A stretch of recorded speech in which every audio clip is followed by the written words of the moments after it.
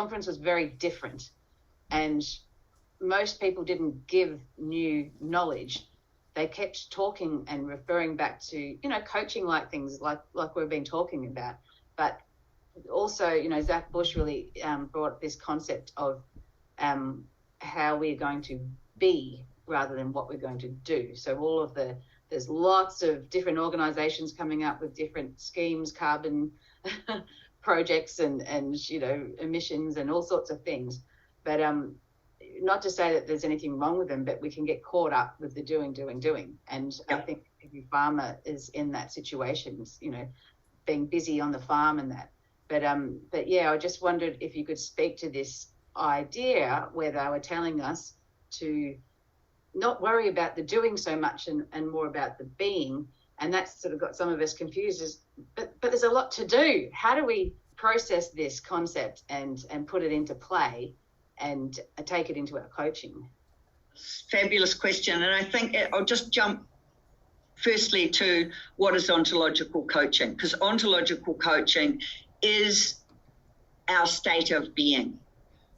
So what gives our state of being is the context, and that's all around the thoughts we have, the feelings we have, the actions we take, and the results we produce.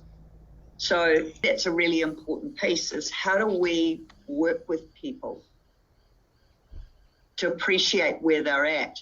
So we're stressed, right?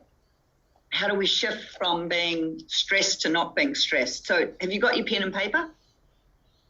Okay. So I want you to think about who has helped you in your life or in your career become who you are and get where you are. Just jot down a couple of names, people who've been influential. You've always got a few people that are right there, top of your head. And then once you've got a couple of names, just have a think about what did they do and how did it make you feel? And then I'd like a couple of you to share, how did it make you feel? So pick one person, maybe pick the person first on your list, and think of a moment where you learned something important with them. What did they say or do?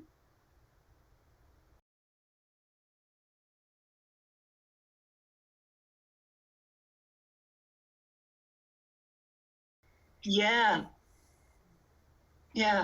And you know, it's wonderful to be moved. So thank you for sharing yourself being moved with us, because when you're moved, guess what happens to all the rest of us? See, I just got moved by who you are. I just got a sense of who you are as a human being, and I just got connected. I've got goosebumps. So let me ask you this question, because you've all got people on your list. But whose list will you be on?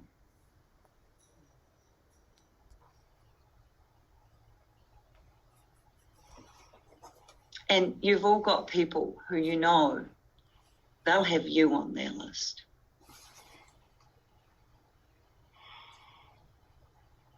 So change, right? Change is non-linear. And it's like we talk about light bulb moments when something happens, something pops, that transformational moment. And that can't happen unless we are engaged in our parasympathetic nervous system, which is that one of connection, of love.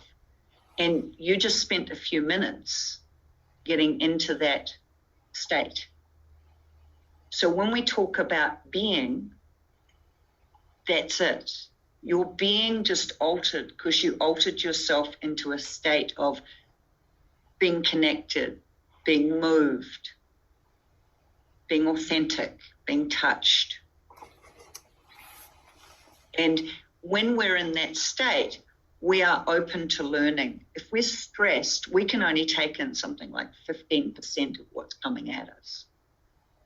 So if you're coaching and you're working with people, one of the, and it's why everyone's talking about being, is if we don't change who we're being, if we don't alter who we're being, then we're just gerbils on the treadmill trying to go harder and faster and change things in the same paradigm. So there's the context, which is the paradigm you're in, but then there's the state of being. So are you being relaxed? Are you being stressed? Are you being angry? Are you being irritable? And the only way we have a say is to be present. So I had a good one yesterday. I went down and this young man had been cleaning a vehicle and he left the pump running, and then he'd scraped out all this muck in front of the shed and left it in front of this nice gravel, and now it's all covered in shit. And I wanted to call him up and go, what the? And what I did was I took a breath and I picked up the phone and I realized if I come from being understanding, then it's very different than if I picked up the phone and called him and spoke to him from being irritated. So in that moment, I had a choice. But the only way I had a choice was to not be a reaction. So I called him up and I said, hey, a couple of things. Could you please pop down and turn the pump off? Because it will burn out if you leave it running. And by the way, you know, it's kind of nice in front of the shed. So can you just scrape up all that muck so we don't end up with a whole lot of grass and weeds growing there? My first port of call was like, yeah, one of irritation. But I think that's, you know, how do we train ourselves to check that first reaction and shift our state into being something else? And the way I do it is I will think about who someone is for me. So this young man has only been with us for 6 months. And I've renamed him the Zen Master because he's really good at zenning things. You know, if I spoke to him as Michael, I was going to be irritated. But because I've created him as the Zen Master and I picked up the phone to talk to the Zen Master, there was a different way I was going to speak to him. And I think there's a lot of things we can kind of bring into how we interface with one another.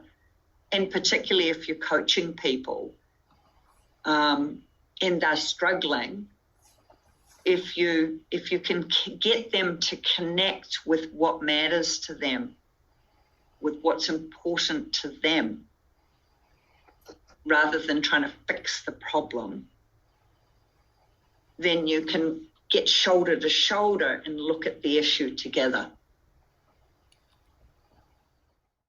That was a beautiful way to demonstrate rather than answer the question about being and doing.